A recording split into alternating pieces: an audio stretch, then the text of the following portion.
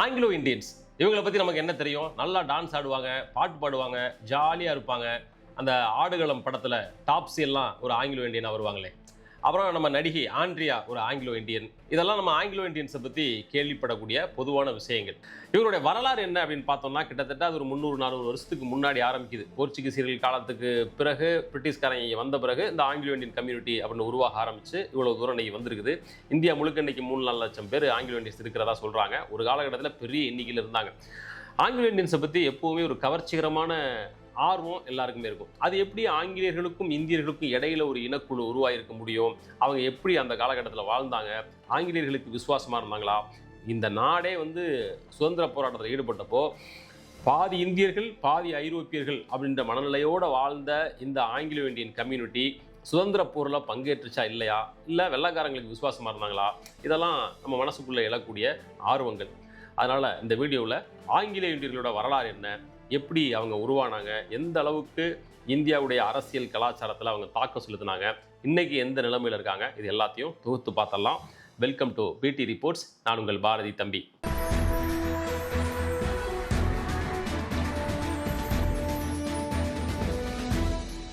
ஒரு 2-3 வருஷத்துக்கு முன்னாடி சென்னை சின்னமலை இருக்கு இல்லையா, அந்த சர்ச்சுக்கு மேலே ஏறுறதுக்கு கீழே ஒரு 5-6 கடை இருக்குது. அந்த கடையில் நான் ஏதோ ஒரு பொருள் வாங்குறதுக்காக நின்றுட்டு இருந்தேன். எனக்கு பின்னாடி ஒரு குரல் கேட்குது, ஏய் ஆண்ட்ரியா லுக் அட் திஸ் அப்படின்னு. ரொம்ப ஸ்டைலிஷான ஆங்கிலத்தில் அந்த குரல் கேட்குது. நான் எதாச்சும் திரும்பி பார்த்தாக்க அங்கே நிற்கிறது நம்ம உள்ளூர் வயசான ஒரு அம்மா. பார்க்குறதுக்கு டிப்பிக்கலான தமிழ் பெண் தோற்றத்தில் இருக்கக்கூடிய ஒரு 60-65 வயசான ஒரு அம்மா. இப்படி ஒரு அம்மா இவங்க வாயிலிருந்து இப்படி ஒரு இங்கிலீஷ் அப்படின்றது கூட நான் ஆச்சரியமாக பார்க்குறேன். அதே போல் அதே வயசான இன்னொரு அம்மா அங்கே நிற்கிறாங்க. அவங்க தான் ஆண்ட்ரியா. அவங்க கூட தான் அவங்க பேசிட்டு நிற்கிறாங்க. அவங்க பேசுகிறத வச்சு அப்போ புரிஞ்சிருச்சு, இந்த ஏரியாவில் ஆங்கிலோ இந்தியன்ஸ் நிறைய இருக்கிறாங்க அப்படின்னு எனக்கு தெரியும். ஸோ இவங்களும் ஆங்கிலோ இந்தியன்ஸ் தான் அப்படின்னு புரிஞ்சுக்கிட்டேன். அந்த சின்னமலையை சுற்றி நிறைய ஆங்கிலோ இந்தியன்ஸ் இருக்கிறாங்க. அண்ட் பொதுவாக ஆங்கிலோ இந்தியன்ஸ் அப்படின்னா நல்லா இங்கிலீஷ் பேசக்கூடியவங்க அப்படி இப்படின்னு நம்ம மனசில் இருக்கிற இமேஜ்னால இவங்கெல்லாம் நல்லா பணக்காரங்க, பெரிய பெரிய வேலையை பார்ப்பாங்க அப்படின்னு நினச்சிட்டு இருக்கோம் இல்லையா. பெரும்பகுதி அப்படி இருக்கிறாங்க அப்படின்றது உண்மைதான். இன்னொரு பகுதி அந்த சென்னை சின்னமலைக்கு கீழே இருக்கிறது போல் நிறைய கூலி தொழிலாளர்கள் இருக்காங்க. சூப்பராக இங்கிலீஷ் பேசுவாங்க. ஆனால் காலையில் எழுந்திரிச்சு கட்டுமான வேலைகளுக்கும் கூலி வேலைகளுக்கும் போவாங்க. அப்படிப்பட்ட ஆங்கிலோ இந்தியன்ஸ் கம்யூனிட்டி எல்லாம் இன்னும் இருக்கிறாங்க. ரைட், இவங்களுடைய வரலாறு என்ன அப்படின்னு பார்த்தோம்னா 300-400 வருஷத்துக்கு முன்னாடி ஆரம்பிக்குது. வாஸ்கோ ட காமா இந்தியாவுக்கு வந்த 1600கள் சொச்சம் அந்த காலகட்டத்தில் போர்ச்சுகீசியர்கள் நிறைய பேர் இங்கே வந்தாங்க. பல ஆயிரக்கணக்கான பேர் வந்தாங்க. அப்படி உள்ளூரில் இருக்கக்கூடிய இந்திய பெண்கள் கூட திருமண உறவுகளை ஏற்படுத்திக்க ஆரம்பித்தாங்க. போர்ச்சுகீசியர்கள் மட்டும் இல்லை, அந்த காலகட்டத்தில் ஒரு நாட்டிலேருந்து இன்னொரு நாட்டுக்கு படையெடுத்து போன இந்த போர் வீரர்கள் எல்லாம் வருஷக்கணக்கில் இன்னொரு நாட்டில் போய் இருக்க வேண்டி இருக்கும் அப்படின்றதுனால ரொம்ப காலம் பெண் துணை இல்லாமல் இருக்கிறது கஷ்டம் இல்லையா. அதனால் உள்ளூர் பெண்கள் கூட அப்படிப்பட்ட ஒரு திருமண உறவுகளை ஏற்படுத்திக்கிறது உலகம் முழுக்க இருந்த வழக்கம் தான். அந்த அடிப்படையில் போர்ச்சுகீசியர்களும் அப்படி வந்தாங்க, இங்கே உள்ள பெண்களை திருமணம் பண்ணிக்கிட்டாங்க. அதற்கு பிறகு பிரிட்டிஷ் கிழக்கிந்திய கம்பெனி வருது.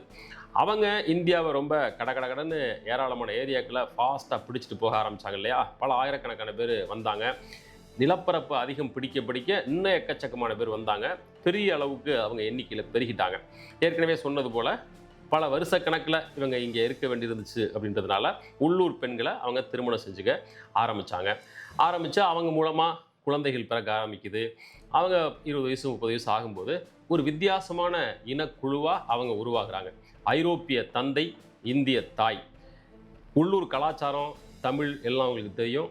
அதே போல் இங்கிலீஷும் தெரியும். அந்த உணவு முறை தெரியும், அந்த உடை அணியும் முறை தெரியும், உள்ளூர் விவகாரங்களும் தெரியும். இப்படி ஒரு மிக்சிங்கான ஒரு புதிய இனக்குழு உருவாகுது. இவங்க இந்த வெள்ளைக்காரங்களுக்கு பிரிட்டிஷ் கிழக்கிந்திய கம்பெனிக்கு ரொம்ப உதவியாக இருக்காங்க. எந்த வகையிலன்னா, ரெண்டும் தெரியும்ல, அதனால் உள்ளூர் மக்களுக்கு எஃபெக்டிவாக இங்கிலீஷ் மூலமாக கம்யூனிகேட் பண்ணுறதுக்கு இவங்க ஒரு டூலாக யூஸ் ஆகுறாங்க. ஒரு கட்டத்துக்கு பிறகு என்ன ஆகுதுன்னா, பிரிட்டிஷ் கிழக்கிந்திய கம்பெனி இந்த மாதிரி தன்னுடைய கம்பெனி வீரர்கள் உள்ளூர் பெண்களை கல்யாணம் பண்ணிக்கிறத ஊக்குவிக்க ஆரம்பிக்கிறாங்க. அதுவும் முக்கியமாக நம்முடைய சென்னை மாகாணத்தில் தான் அந்த ஊக்குவிப்பெல்லாம் நடந்திருக்கு. 1687 கிழக்கிந்திய கம்பெனி தன்னுடைய வீரர் ஒருத்தர் உள்ளூர் பெண்ணை கல்யாணம் பண்ணிட்டு அவங்க மூலமாக குழந்தையும் பிறந்துருச்சு அப்படின்னா ஒரு பக்கோடா ஊக்கத்தொகை அப்படின்னு அறிவிச்சிருக்குது. பக்கோடா அப்படின்னா அன்னைக்கு இருக்கக்கூடிய கரன்சி. இன்னைய மதிப்புக்கு 3000 ரூபா 4 ரூபா அது போல் வரும். 300 வருஷத்துக்கு முன்னாடி 4 ரூபா 5 ரூபாலாம் பெரிய காசு தானே. அவ்வளோ ஊக்கத்தொகையை கொடுத்து உள்ளூர் பெண்களை கல்யாணம் பண்ணிக்கிறத என்கரேஜ் பண்ணியிருக்காங்க. ஏன் அப்படி பண்ணாங்க அப்படின்னா, வீரர்களுக்கு நேச்சுரலான ஒரு தேவை இருந்துச்சு அப்படின்றது ஒரு காரணம். ரெண்டாவது காரணம், இவங்க மூலமாக ஒரு புதிய கம்யூனிட்டி உருவாகுது. அவங்க இங்கிலீஷ் பேசுகிறாங்க, உள்ளூர் மக்கள் கூட கம்யூனிகேட் பண்ணுறதுக்கு நமக்கு உதவியாக இருக்காங்க.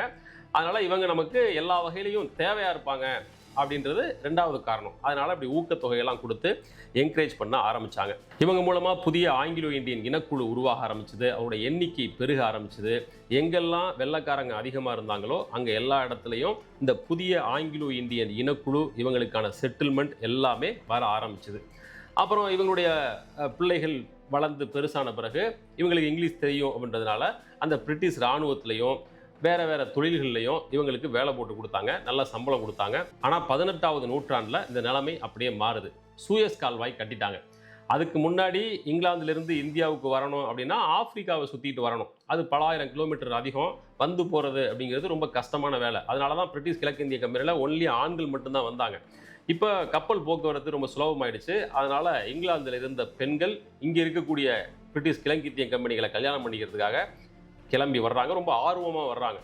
அப்படி வரக்கூடிய பெண்கள் இங்கே எண்ணிக்கையில் அதிகரிக்க ஆரம்பிச்சிட்ட பிறகு இங்கே இருக்கக்கூடிய அந்த கிழக்கிந்திய கம்பெனி வீரர்களுக்கு உள்ளூர் பெண்களை கல்யாணம் பண்ணிக்க வேண்டிய தேவை ஆப்வியஸாக இல்லாமல் போயிடுது.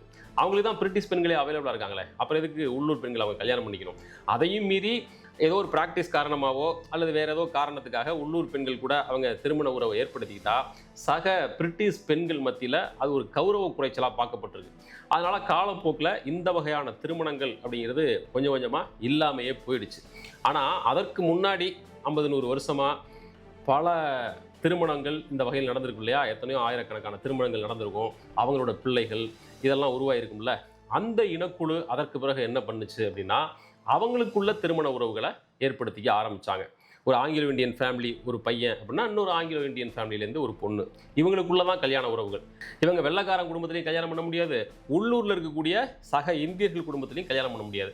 ஏன்னா ஏற்கனவே 200-300 வருஷமாக அவங்கள்ட்டேருந்து அந்நியப்பட்டு வந்துட்டாங்க. இவங்களுடைய உணவு, கலாச்சாரம், பண்பாடு எல்லாமே வேறு விதமாக மாறிடுச்சு. முக்கியமாக இவங்க ஃபாலோ பண்ணுற மதம் வேறு. கத்தோலிக்க கிறிஸ்தவத்தை இவங்க ஃபாலோ பண்ணுறாங்க. இந்த மதம் அப்படின்ற விஷயமே உள்ளூர் மக்களை இவங்கள்ட்டேருந்து அந்நியப்படுத்திடுது அப்படின்றதுனால அவங்கள்ட்டையும் போய் நிற்க முடியாது, அவங்க கூட திருமண உறவுகளை ஏற்படுத்திக்க முடியாது அப்படின்றதுனால இவங்க ஒரு தனித்த இனக்குழுவாக உருவாக ஆரம்பிச்சிட்டாங்க. பிரிட்டிஷ்காரங்களுடைய அரசு நிர்வாகத்தில் பெரிய பெரிய வேலைகள்லையும் அவங்க இருந்தாங்க. இராணுவத்தில் பெரிய பொசிஷனில் இருந்தாங்க, போலீஸ் துறையில் பெரிய பொசிஷனில் இருந்தாங்க, நிர்வாக வேலைகளில் பெரிய பெரிய பொறுப்புகளில் இருந்தாங்க. நல்லபடியாக தான் இருந்தாங்க. பட் காலப்போக்கில் இவங்களை பற்றின பார்வை கிழக்கிந்திய கம்பெனிக்கு மாறுது. இவங்க என்னைக்கு இருந்தாலும் ஒரு இந்தியர்கள் அப்படின்ற நிலைமையிலேருந்து நம்மளை அணுகக்கூடியவங்க, இவங்களை நம்ப முடியாது அப்படின்ற எண்ணத்துக்கு அவங்க வர்றாங்க. அதனால் 1791 பிரிட்டிஷ் அரசு ஒரு கடுமையான சட்டத்தை போடுது. அது என்ன சட்டம் அப்படின்னா, அரசாங்கத்துடைய உயர் பதவிகள், முக்கியமாக இராணுவம், போலீஸ் துறை, நிர்வாகம், இந்த மாதிரியான பெரிய பொசிஷன்ஸில் இந்த ஆங்கிலோ இந்தியன்ஸை வேலைக்கு எடுக்கக்கூடாது அப்படின்னு ஒரு சட்டத்தை போடுறாங்க. அது இவங்களுக்கு மிகப்பெரிய அதிர்ச்சியாக இருக்குது. ஏற்கனவே ஒரு 200-300 வருஷம் பெரிய பெரிய பொறுப்புகளில் சௌரியமாக வெள்ளைக்காரங்களுக்கு பக்கத்தில் இருந்து வேலை பார்த்து பழகிட்ட இவங்களுக்கு திடீர்னு அந்த வேலையெல்லாம் இல்லை அப்படின்றதும் ஒரு மாதிரி கைவிடப்பட்ட நிலைமைக்கு ஆளாகிறாங்க. சரி, இந்தியர்களாச்சும் இவங்களை ஏற்றுக்குவாங்களா அப்படின்னாக்க அவங்க எப்படி ஏற்றுக்குவாங்க? பல நூற்றாண்டுகளாக அவங்கள்ட்டேருந்து கம்ப்ளீட்டாக அந்நியப்பட்டாங்க. ஸோ அவங்கள்ட்ட போய் நிற்க முடியாது. ஒரு மாதிரி கைவிடப்பட்ட நிலைமைக்கு இவங்க ஆளாகிறாங்க. இப்படி ரெண்டு தரப்பாலையும் இவங்க கைவிடப்பட்டதுனால இவங்களை இந்தியாவின் அனாதைகள் அப்படின்னு வரலாற்று ஆசிரியர்கள் சொல்கிறாங்க. 2 தாய்மார்களாலையும் நிராகரிக்கப்பட்ட ஒரு குழந்தை போல எக்ஸிஸ்டென்சியல் கிரைசிஸ், இருத்தலியல் சிக்கலில் இந்த ஆங்கிலோ இந்தியன் சமூகம் சிக்கிக்கிச்சு அப்படின்னு வரலாற்று ஆசிரியர்கள் குறிப்பிடுறாங்க. பட் அதே நேரத்தில் பிரிட்டிஷ்காரங்க கம்ப்ளீட்டாக இவங்களை கைவிட்டாங்க அப்படின்னு சொல்ல முடியாது. அந்த பெரிய பெரிய பொறுப்புகளுக்கு தான் இவங்களை போடக்கூடாதுன்னு சட்டம் போட்டாங்க. மற்றபடி மற்ற அரசு வேலைகள், சின்ன சின்ன வேலைகள், கிளர்க் லெவல் வேலைகள், அதில் எல்லாம் ஆங்கிலோ இந்தியன்ஸ் தான் தொடர்ந்து போடப்பட்டாங்க. காரணம், இவங்க நல்லா இங்கிலீஷ் பேசுவாங்க, இந்திய மக்கள் கூட கம்யூனிகேட் பண்ணுறதுக்கு இவங்க ரொம்ப ஹெல்ப்ஃபுல்லாக இருப்பாங்க அப்படின்றதுனால வேலை தெரிஞ்ச இவங்களை வச்சுக்கிட்டாங்க. முக்கியமாக 19வது நூற்றாண்டோட மத்திய பகுதியில் இந்தியாவில் ரயில்வே லைன் அமைக்கப்பட்டுச்சு. இந்தியா மாதிரியான ஒரு பிரம்மாண்டமான நாட்டில் இன்றைக்கி எவ்வளவு பெரிய ரயில்வே லைன் இருக்குது. இதையெல்லாம் அமைக்கணும் அப்படின்னாக்க எவ்வளவு பிரம்மாண்டமான வேலை நடந்திருக்கும். அதில் இந்த ஆங்கிலோ இந்தியன்ஸுக்கு முக்கியமான பொறுப்புகளை, வேலைகளை கொடுத்தாங்க. உடனே அந்த தண்டவாளம் தோன்றது, கஷ்டமான உடலுழைப்பு வேலைகளை உங்களுக்கு கொடுத்துட்டாங்க அப்படின்னு நினச்சிக்க வேண்டாம். அந்த வேலைகளெல்லாம் வழக்கம் போல் உழைக்கும் இந்தியர்களுக்கு தான். மாறாக இவங்களுக்கு அந்த நிர்வாக பொறுப்புகளை தான் அவங்க கொடுத்துருக்குறாங்க. அப்படி ரயில்வேல ஏராளமான வேலைகளுக்கு இவங்களுக்கு கொடுத்தாங்க. அப்புறம் தபால் தந்தித்துறை, இந்த மாதிரி எல்லா கஸ்டம்ஸு, இது எல்லாத்துலேயுமே இவங்களுக்கு நிறைய வேலைகளை கொடுத்துருக்குறாங்க. ஒரு கட்டத்தில் இந்திய ரயில்வேயோட 90% பொறுப்புகள் ஆங்கிலோ இந்தியன்ஸ் கிட்ட தான் இருந்திருக்குது. இந்தியா முழுக்க எங்கெல்லாம் புதிய ரயில்வே கேரேஜ் உருவாக்கப்படுதோ அங்கேயெல்லாம் ஆங்கிலோ இந்தியன்ஸ் நிறைஞ்சிருவாங்க.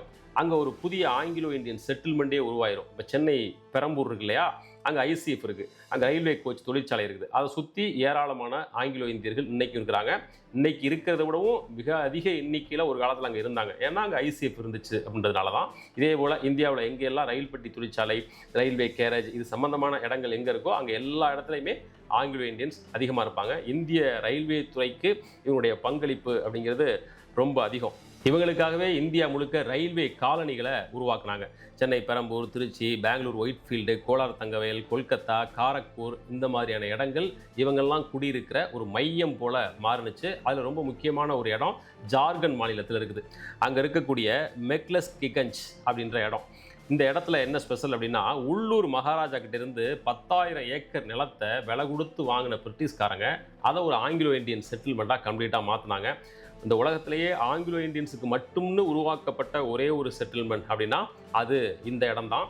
அப்படி அங்கே போய் குடியேற ஆரம்பித்த ஆங்கிலோ இந்தியன்ஸ் அந்த ஏரியாவை ஒரு மினி லண்டனாகவே மாற்றினாங்க. இப்போ வரைக்குமே அந்த இடத்துல அதற்கான ரிசம்பிளன்ஸை பார்க்க முடியும். இந்த ஆங்கிலோ இந்தியன்ஸ் கிட்ட கலாச்சார ரீதியாக ஏராளமான வித்தியாசங்கள் இருக்குது. முக்கியமாக இசை மற்றும் நடனம். இவங்க எந்த அளவுக்கு டான்ஸில் மோகமாக இருப்பாங்க, எந்த அளவுக்கு மியூசிக்கில் ஆர்வமாக இருப்பாங்க அப்படின்னு ஆங்கிலோ இந்தியன்ஸை பற்றி தெரிஞ்சவங்களுக்கு தெரியும். எந்த ஒரு கொண்டாட்டமான மொமெண்ட்ஸையும் அவங்க மிஸ் பண்ணவே மாட்டாங்க. அவங்களுடைய கல்யாணம், பிறந்தநாள் நிகழ்ச்சி எல்லாத்துலேயுமே அவ்வளவு சூப்பராக டான்ஸ் ஆடுவாங்க, இசையை வாசிப்பாங்க. ரொம்ப ஒரு கொண்டாட்டமான கம்யூனிட்டி அது. இந்தியாவுக்கு மேற்கத்திய இசையை முக்கியமாக ஜாஸ் இசையை கொண்டு வந்த பெருமை இவங்களை தான் சேரும். 1930 1960 வரைக்கும் கொல்கத்தாவோட பார்க் ஸ்ட்ரீட் கிளப்புகள் இவங்களோட ஜாஸ் மியூசிக் கொண்டாட்டத்தினால நிரம்பி வழிஞ்சிச்சு அப்படின்னு சொல்லலாம். பல ஆரம்பகால பாலிவுட் மியூசிக் டைரக்டர்ஸுக்கு வெஸ்டர்ன் இன்ஸ்ட்ருமெண்ட்டை வாசிக்கக்கூடிய மியூசிஷியன்ஸாகவும் இவங்க தான் இருந்திருக்கிறாங்க. இது எல்லாத்தையும் தாண்டி ஆங்கிலோ இந்தியன்ஸ் பற்றி சொல்லும்போது பாசிட்டிவாக ஒரு விஷயத்தை சுட்டி காட்டணும். என்னென்னா, இந்தியாவுக்குள்ளே எந்த மதம் உள்ளே வந்தாலும் பெரும்பகுதி அது காலப்போக்கில் சாதியால் பிளவுபட்டுரும். பெரும்பான்மை அதுதான் இங்கே உண்மையாக இருக்குது. ஆனால் ஆங்கிலோ இந்தியன்ஸ் கம்யூனிட்டியை பொறுத்தவரையிலும் அவங்க முழுக்க முழுக்க கிறிஸ்தவர்கள் தான், அதில் மாற்றம் இல்லை. ஆனால் அவங்களுக்குள்ள சாதிய வித்தியாசங்கள் கிடையாது. அப்படி அவங்க பிளவுபடலை. அதே போல் இவங்களுடைய உணவு முறையில் தனித்துவமான பல உணவு முறைகள் இருக்குது. ஆங்கிலேயர்களுக்கு காரசாரம் இல்லாமல் சமைச்சு கொடுத்து பழகின இவங்க இந்திய உணவு முறையும் ஆங்கிலேய உணவு முறையும் இணைஞ்சது மாதிரி பல பிரத்யேகமான உணவு முறைகளுக்கு பழக ஆரம்பித்தாங்க. அதில் பாப்புலரானது அப்படின்னா ரயில்வே மட்டன் கறி, அடுத்தது பால் கறி, அப்புறம் டால் ரைஸ், மஞ்சள் தேங்காய் சாதம் அப்படின்லாம் சொல்கிறாங்க. அப்படி ஆங்கிலோ இந்தியர்களுக்குன்னு சொல்லி பிரத்யேகமான உணவு முறைகள்லாம் இருக்குது. இவங்களை பற்றி விமர்சனபூர்வமாக சொல்கிறதுக்கு ஒரு முக்கியமான விஷயம் இருக்குது. நான் இந்த வீடியோவோட இன்ட்ரோவில் சொன்னது போல் இந்திய சுதந்திர போராட்டம் நடந்துகிட்டு இருந்தப்போ இவங்க என்ன பண்ணாங்க? ஆங்கிலோ இந்தியர்கள் வெள்ளைக்காரங்களை சார்ந்து இருந்தாங்க, அவர்களுடைய விசுவாசிகளாக இருந்தாங்க, அவர்களுடைய நம்பிக்கைக்குரிய இனக்குழுவாக இருந்தாங்க. இதெல்லாம் நமக்கு தெரியும். அதனுடைய நடைமுறை விளைவு அப்படிங்கிறது சுதந்திர போராட்டத்தில் எதிரொலிச்சுது. இந்தியாவே சுதந்திரத்துக்கு போராடினப்போ இவங்க வெள்ளைக்காரங்க கூட இருந்தாங்க. அதுக்கு காரணம் தங்களை மனசளவில் பிரிட்டிஷ்காரங்களாக இவங்க நினைக்க ஆரம்பிச்சிருந்தாங்க. இவங்களை அவங்க எப்படி பார்த்தாங்க அப்படின்றது வேற மேட்ரு. இவங்களை பொறுத்தவரையிலும் ஒரு பாதி ஐரோப்பியன் பாதி பிரிட்டிஷ் அப்படின்ற மனநிலையில் இவங்க இருந்தாங்க. அதனுடைய தீவிரமான விளைவு என்ன அப்படின்னா, 1857 சிப்பாய் கழகம் நடந்தப்போ இந்தியாவில் மிக தீவிரமான ஒரு சுதந்திர போராட்டம் நடக்குது. டெல்லி, கான்பூர், லக்னோ மாதிரியான இடங்களில் பல ஆயிரக்கணக்கான பேர் வெகுண்டெழுந்து போராடுறாங்க. பிரிட்டிஷ்காரங்க பல பேர் கொல்லப்படுறாங்க. ஒரு குறிப்பிட்ட காலகட்டத்துக்கு இந்த நகரங்கள் எல்லாம் பிரிட்டிஷ் கிழக்கிந்திய கம்பெனியுடைய கட்டுப்பாட்டிலே இல்லாமல் துண்டிக்கப்படுற அளவுக்கு ரொம்ப எஃபெக்டிவான அந்த போராட்டம் அங்கே நடக்குது. அந்த டைமில் பிரிட்டிஷ்காரங்களுக்கு ஆதரவாக உளவு வேலை பார்த்துருக்காங்க இந்த ஆங்கிலோ இந்தியன் கம்யூனிட்டி. எல்லாரும் அப்படி பார்த்தாங்க அப்படின்னு இல்லை, செலக்டிவாக ஒரு சில பேர் தான் அந்த வேலையை பண்ணியிருப்பாங்க. அதே போல் உளவு வேலை பார்த்ததில் ஆங்கிலோ இந்தியன்ஸ் கம்யூனிட்டி மட்டுமே இல்லை, பலவிதமான கம்யூனிட்டியும் இருந்தாங்க. அதில் இவங்களும் இருந்தாங்க. சாராம்சமாக விமர்சனத்தை தொகுத்து சொல்கிறதா இருந்தால், நாடே சுதந்திர போராட்டத்துக்கு போராடினப்போ இந்த ஆங்கிலோ இந்தியன்ஸ் கம்யூனிட்டி மட்டும் அதிலிருந்து விலகி இருந்தாங்க. ஐசோலேட்டடாக ஒரு சில பேர் மட்டும் சுதந்திர போராட்டத்துக்கு ஆதரவாக இந்தியாவுக்கு சப்போர்ட்டாக இருந்திருக்கலாம். மெஜாரிட்டி ஆங்கிலோ இந்தியன் கம்யூனிட்டி அப்படி தான் இருந்தாங்க அப்படின்றது இவங்களை பற்றின விமர்சனங்களில் ரொம்ப முக்கியமானது. இந்த நிலைமையில் 1947 ஆகஸ்ட் 15 இந்தியாவுக்கு சுதந்திரம் கிடைக்குது. ஒட்டுமொத்த தேசமும் அதை கொண்டாடுது. பட் ஆங்கிலோ இந்தியன் கம்யூனிட்டியால் அதை கொண்டாட முடியல. ஏன்னா அவங்களை பொறுத்தவரையிலும் தொடர்ந்து இந்தியாவில் இருக்கிறதா இல்லை அவங்க கூட போகிறதா அப்படின்ற குழப்பத்தில் இருந்தாங்க. பட் அவங்க இவங்களை அழைச்சிட்டு போக தயாராக இல்லை. என்னதான் அத்தனை நூற்றாண்டு காலம் அவங்களுக்கு விசுவாசமாக இருந்தாலும் போகும்போது அவங்க கைவிட்டு போயிட்டாங்க.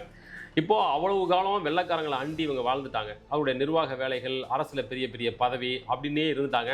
தனியாக ஒரு பிஸ்னஸ் கம்யூனிட்டியாவோ நெசவு தொழில், விவசாயம் அப்படின்னோ இவங்க மாறலை. அப்புறம் ஆங்கிலோ இந்தியர்களை பொறுத்தவரையிலும் அவங்க நகர்ப்புற பகுதிகளில் மட்டும்தான் குடியிருப்பாங்க. அப்படி நகரங்களில் மட்டும்தான் குடியிருக்கணும் அப்படின்னு ஒரு விதியே அவங்க காலத்தில், வெள்ளைக்காரங்க காலத்தில் இருந்திருக்குது. இன்றைக்கி கூட கிராம பகுதிகளில் எந்த ஆங்கிலோ இந்தியனை நம்ம பார்க்க முடியாது. அவங்க முழுக்க முழுக்க ஒரு நகர்ப்புற கம்யூனிட்டி தான். ஸோ அப்படி தனித்திறமைகளையோ ஒரு பிஸ்னஸ் கம்யூனிட்டியாவோ அவங்க வளரலை அப்படின்றதுனால வெள்ளைக்காரங்க மொத்தமாக கிளம்பி போன பிறகு இவங்களால் இங்கே என்ன செய்கிறது அப்படின்ற நிலைமைக்கு அவங்க ஆளாயிட்டாங்க. அதனால் பல லட்சக்கணக்கான ஆங்கிலோ இந்தியன்ஸ் பல நாடுகளுக்கும் கிளம்பி போக ஆரம்பித்தாங்க. மெஜாரிட்டி ஆஸ்திரேலியாவுக்கு போயிருக்கிறாங்க, லண்டனுக்கு கொஞ்சம் பேர் போயிருக்காங்க. இப்படி பல நாடுகளுக்கும் அவங்க சிதறி போனாங்க. ஒரு குறிப்பிட்ட சதவீதம் மட்டும் இந்தியாவில் தங்கிட்டாங்க. அப்படி இந்தியாவிலேயே தங்கின அந்த மக்களுடைய ரைட்ஸுக்காக ஃப்ராங்க் ஆண்டனி அப்படின்னு ஒரு ஆங்கிலோ இந்தியன் இவங்களுக்காக குரல் கொடுத்தாரு. அவருடைய முயற்சியின் விளைவாக இந்திய நாடாளுமன்றத்தில் 2 ஆங்கிலோ இந்தியன் நியமன எம்பி, சட்டமன்றத்தில் ஒரு நியமன எம்எல்ஏ அப்படின்றது போல் ஒரு சட்டம் உருவாக்கப்பட்டு ரொம்ப காலமாக அது அமலில் இருந்துச்சு. கடைசியாக 2020 அதெல்லாம் கொடுக்க முடியாதுன்னு சொல்லி அதை ரத்து பண்ணி விட்டாங்க. அதற்கு பிறகு ஆங்கிலோ இந்தியன்ஸுக்கு அந்த நியமன பொறுப்புகள்லாம் கிடையாது. இன்றைய நிலைமையில் இந்தியாவில் 3 - 4 லட்சம் ஆங்கிலோ இந்தியர்கள் இருக்காங்க. உள்ளூர் மக்கள் கூட திருமண உறவுகளை ஏற்படுத்திக்கிட்டு அப்படியே மிங்கிளாக ஆரம்பிச்சிட்டாங்க. சென்னையில் பெரம்பூர், சின்னமலை, கோயம்புத்தூரில் போத்தனூர், திருச்சி, பல்லாவரம், இன்னும் பல இடங்களில் அங்கங்கே விரவி வாழ்கிறாங்க. சில இடங்களில் ஆல்ரெடி சொன்னது போல் கூலி தொழிலாளர்களாக கூட இருக்கிறாங்க. இசைக்கருவிகளை வாசிக்கிறதுல இன்னமும் ரொம்ப பேஷனேட்டாக அவங்க இருக்கிறாங்க. வரலாற்றில் சில சமூகங்களை வெற்றியடைந்த சமூகம் அப்படின்னு நினைவில் வச்சுக்குவோம், சில சமூகங்களை தோல்வியடைந்த சமூகம் அப்படின்னு நினைவில் வச்சுக்குவோம். ஆனால் ஆங்கிலோ இந்தியன்ஸை பொறுத்தவரையிலும் இது ரெண்டுலையுமே அவங்க இல்லை. ஏன்னா அவங்க 2 உலகங்களுக்கு நடுவில் வாழ்ந்தவங்க. இந்தியாவில் ஜாஸ் இசை ஒலிக்கும் போதெல்லாம், இந்தியாவில் ரயில்வே என்ஜின் ஓடும் போதெல்லாம் அதற்கு பின்னாடி ஆங்கிலோ இந்தியர்களுடைய ஏதோ ஒரு வகையான பங்களிப்பு இருக்குது அப்படின்றதன் மூலமாக அவர்களுடைய வரலாறு என்றென்றைக்கும் நினைவு கூறப்படும். இந்த வீடியோ ஆங்கிலோ இந்தியன்ஸை பற்றி, அவருடைய வரலாற்றை பற்றி ஒரு சின்ன பார்வையை உங்களுக்கு கொடுத்துருக்கோம் அப்படின்னு நம்புகிறேன். மீண்டும் மற்றொரு வீடியோவில் சந்திக்கலாம். நன்றி.